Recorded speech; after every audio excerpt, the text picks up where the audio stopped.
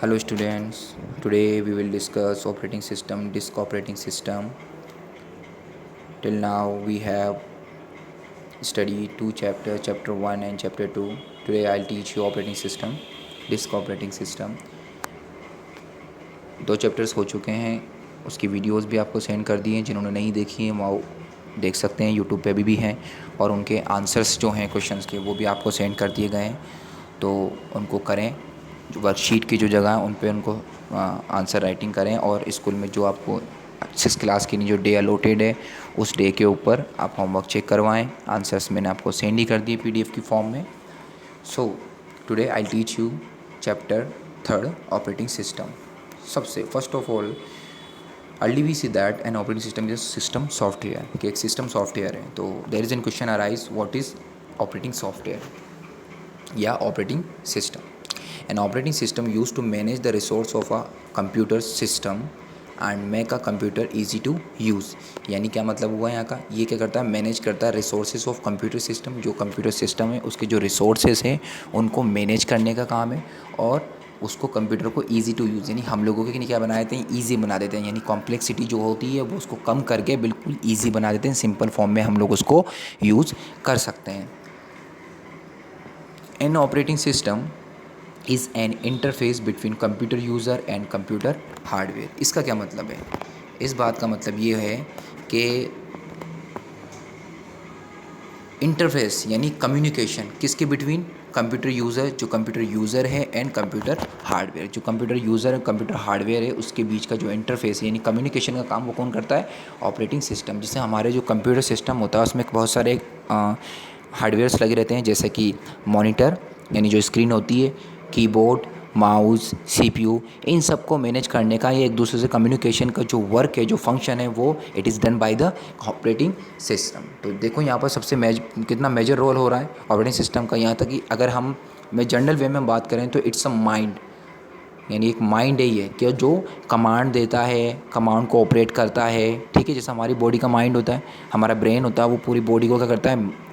Command देता है to do work. उसके जो फंक्शंस हैं बॉडी के अलग अलग पार्ट के, जैसे इस तरह से, जैसे किडनी हो गया, हार्ट है, इन सबको जो भी पार्ट हैं वॉलेंट्री मसल्स के, वो सबको जैसे कमांड देता है ब्रेन, इसी तरह से ऑपरेटिंग सिस्टम क्या होता है, जो जितना भी जो कंप्यूटर सिस्टम है उसको मैनेज करने का वर्क करता है।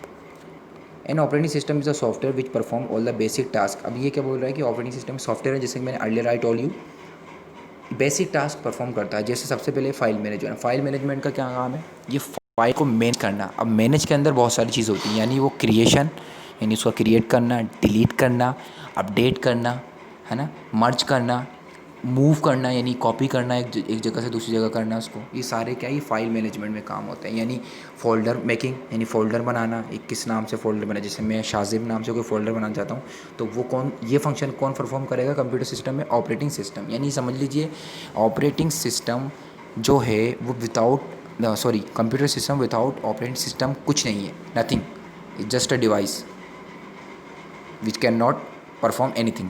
ठीक है, तो सेकेंड है मेमोरी एलोकेशन, यानी मेमोरी को एलोकेट करना, यानी लोकेट करना, ये कहाँ पर मेमोरी किस, जैसे हम फोल्डर है, जो हम फोल्डर को when we save the folders, file save करते हैं हम, तो वो एक क्वेश्चन अराइज होता है, where you want to save your file.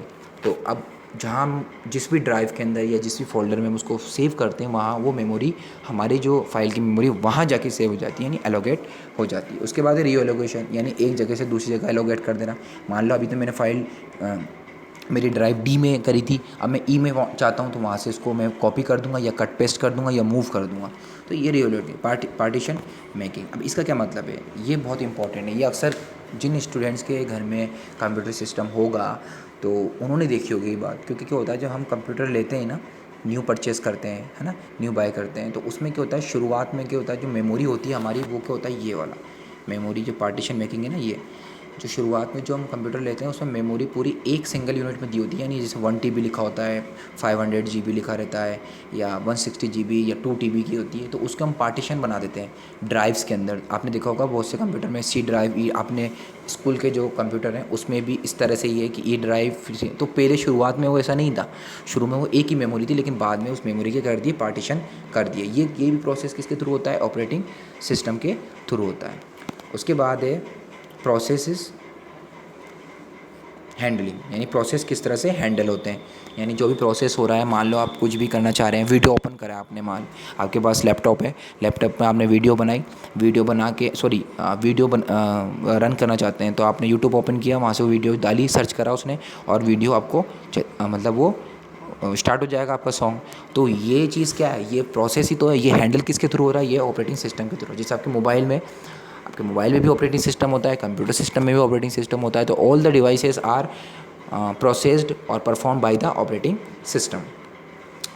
उसके बाद है and controlling peripheral devices such as disk driver a printers. यानी मैं डिस्क ड्राइवर बताया ना आपको कि जो ड्राइवर्स होता है ना डिस्क का, जिसमें सीडी लगाते हैं वो, और प्रिंटर्स जो प्रिंट हम जो करते हैं हमारे जो आउटपुट, वो सारी चीज़ें किसके थ्रू परफॉर्म होती हैं, वो होती हैं ऑपरेटिंग सिस्टम के थ्रू।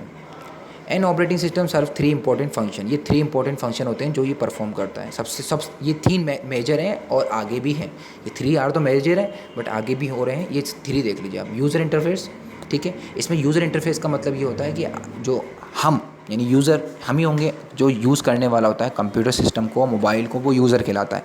तो यूज़र इंटरफेस का मीन्स हो गया कि वो यूज़र किस तरह से वो कम्युनिकेट कर रहा है, ठीक है। How user is communicating with system, यानी वो जो कम्युनिकेशन का जो सिस्टम है ना, जैसे कि हम मोबाइल चला रहे हैं ना, ये अभी मोबाइल हम कम्युनिकेट कर रहे हैं, हम मोबाइल से जैसे मान लो हमने कोई एप्लीकेशन यूज़ करी, व्हाट्सएप ओपन करा हमने, व्हाट्सएप पर हमारा मैसेज हमने टाइप किया, और वो मैसेज टाइप करने के बाद हमने उसको सेंड कर दिया। अब ये वो कम्युनिकेट कर रहा है ना, हम चाहते हैं मैसेज सेंड करना, और मोबाइल के बाय यूजिंग मोबाइल हमने वो सेंड भी कर लिया। तो ये कम्युनिकेशन हो गया ना, इंटरफेस हो गया। यानी आपको आपके डिवाइस जो यूज़ कर रहे हैं उसके जो ऑपरेटिंग सिस्टम है आपको उसने इतना इनेबल बना दिया कि आप क्या कर रहे हैं, मैसेज को सेंड करने में एबल हो रहे हैं। तो ये सब क्या होता है, यूज़र इंटरफेस होता है। आगे भी इसके टाइप होते हैं, कमांड लाइन और ग्राफिकल, ये आगे हम पढ़ेंगे। रिसोर्स मैनेजमेंट, इसका मतलब ये है कि सिस्टम में जितने भी रिसोर्सेज यूज़ किए गए, यानी इसको हार्डवेयर जो बना के उसमें लगाए गए हैं, जैसे कैपेसिटर हो गया, मदरबोर्ड हो गया, हर चीज़, एवरीथिंग इन द सिस्टम, है ना, वो मैनेज किसके थ्रू होती है, एक ऑपरेटिंग सिस्टम के थ्रू, कि कौन सा रिसोर्स को यूज़ करना है, कौन से को नहीं रखना है। जैसे हम हेडलाइट यूज़ करते हैं हमारी फ़ोन की, तो हम जब हम उसको ओपन करते हैं, ऑन करते हैं, तभी तो यूज़ करते हैं उसको, या बिना ऑन करे हो जाती है। ऑन करते हैं हम कमांड देते हैं, तो ऑपरेटिंग सिस्टम क्या करता है, जो वहाँ जो फंक्शन यूज़ किया गया उसको, हेडलाइट को ऑन करने का, उसको कमांड देता है, तो फिर वो ऑन कर देता है। इसी तरह से थर्ड आता है यूटिलिटी। अब देखें, कोई भी ऑर्गेनाइजेशन हो, कोई भी सिस्टम हो, उसको रन करने के साथ साथ उसको बचाना भी ज़रूरी है, यानी उसको सेफ रखना, ठीक है। फ्रॉम स्ट्रेंजर, फ्रॉम एलियन, ठीक है। यानी क्या है, बाहर की चीज़ों से उसको क्या करना, उसको बचाना, उसको सेव करना, ये भी एक बहुत इंपॉर्टेंट और बहुत बड़ा टास्क होता है। तो ये टास्क आता है यूटिलिटीज़ के फंक्शन में आता है, और ये बहुत इंपॉर्टेंट टास्क है which is perform by the operating system.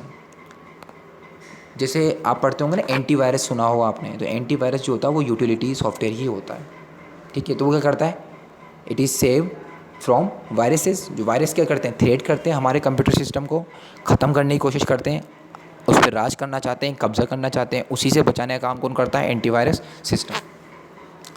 The main part of an operating system that help with the resource management is kernel. सबसे इम्पॉर्टेंट चीज़, पूरा ऑपरेटिंग सिस्टम आप पढ़ लोगे, सबसे इम्पॉर्टेंट कोई है तो वो है kernel. It's like a heart of a body, human body. जो हार्ड वर्क करता है ह्यूमन बॉडी के अंदर, पंपिंग का काम करता है, जो पंपिंग से पूरे बॉडी के अंदर ब्लड फ्लो होता है थ्रू द बॉडी, और उससे क्या होता है, हमारे पूरी बॉडी के फंक्शंस होते हैं। जैसे कि सपोज़ करो कि कर्नल जो है ना, कर्नल जो है ये क्या काम करता है, ये ऑपरेटिंग सिस्टम को स्टार्ट करने का काम करता है सबसे ज़्यादा। नेक्स्ट है आपके functional work of an operating system. अब जैसे कि हमने 3 तो पहले ही पढ़े थे, और आगे इम्पोर्टेंट जो है वो पढ़ेंगे। Functional work of an operating system 3 तो हमने ऊपर पढ़ ही लिए, ये तो मेजर है, और आगे हैं जो ये। अब देखो, functional work of an operating system, process management, memory management, input output management, file and folder management, security management और कमांड इंटरप्रिएटर।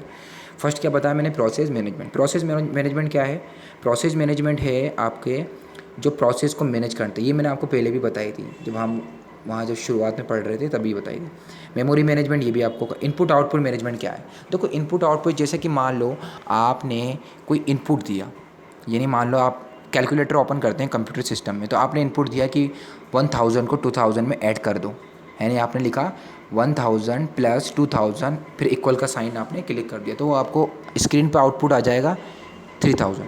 तो आपने जो 1000 और 2000 दिया वो तो इनपुट है, और जो आपको 3000 जो मिला वो आउटपुट हो गया आपका।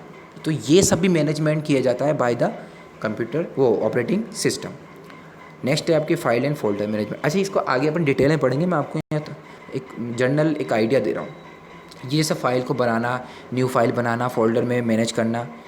सिक्योरिटी मैनेजमेंट ये मैंने आपको बताई थी कि सिक्योरिटी कैसे करना है किसी से, ठीक है। जैसे कि आपके सिस्टम में कुछ भी ऐसी गड़बड़ी होती है ना, तो वो आपको क्या करता है, जो ऑपरेटिंग सिस्टम होता है वो वार्निंग देता है। उसके बाद है कमांड इंटरप्रेटर।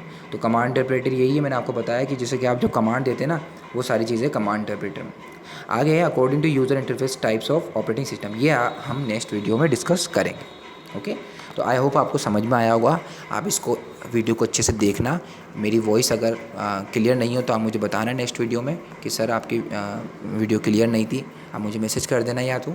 और आप इसको अच्छे से पढ़ना। एक बार समझ में नहीं आता 2 बार समझना, जैसे हम क्लास में करते हैं। आपको एक बार समझ में नहीं आता तो हम दोबारा समझाते हैं।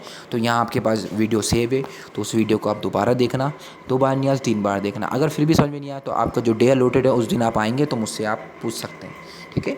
ओके, आई होप आपको समझ में आया होगा। Thank you.